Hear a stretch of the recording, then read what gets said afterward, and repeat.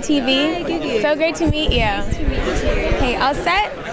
So I just want to ask you, first of all, Belle is one of my favorite films, like, of all time. I don't even want to blow your head up, but it really is. Oh, wow. So the comparison between the two, because with Belle, she comes from an enslaved background, but she gets to live a life of privilege, compared to your character in Free State of Jones, where it's more of the traditional narrative of a slave. How did you compare the preparation or even the performance between the two? Yeah, I mean, entirely different, really. I think for me, Belle takes place in England almost 100 years prior to this film. That was in the 1780s, and we're now in 1865 in America. So it's a very different aspect, I guess, of the slave industry, if you like, and I think Belle, was a woman of privilege who didn't really know anything. She was living in privileged ignorance, if you like, of her sort of slave heritage, and so for me, the thing I found about Rachel that was really interesting was that she seemed to have this thirst for knowledge. It wasn't just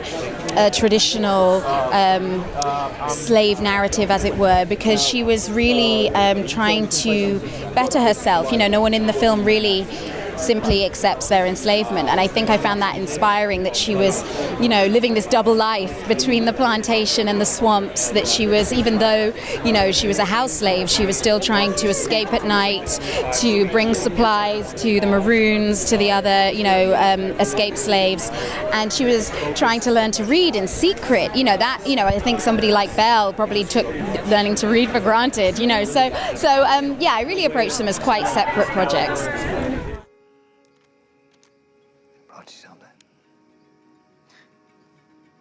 Got one. Yeah.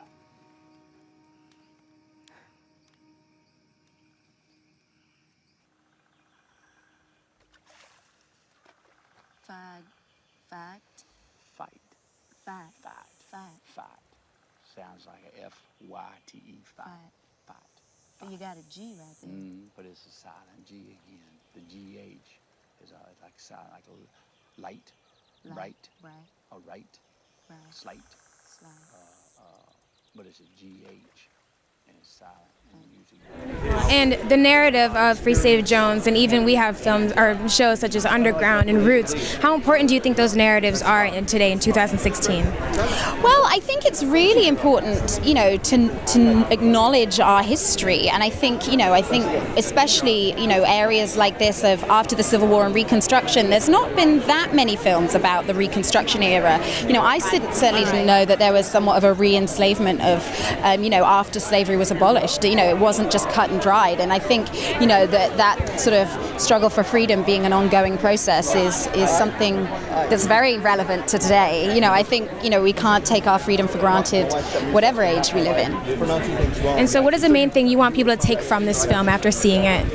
Well, I hope that people will be inspired by it. I think Gary's done a beautiful job in creating a very authentic world historically, and it's action-packed, but it's also got very courageous characters, and I hope people will find out about an area of history that they didn't know about before, and be entertained and inspired in the process. Awesome. Thank you so much for talking with us. Lovely to meet you. They're great to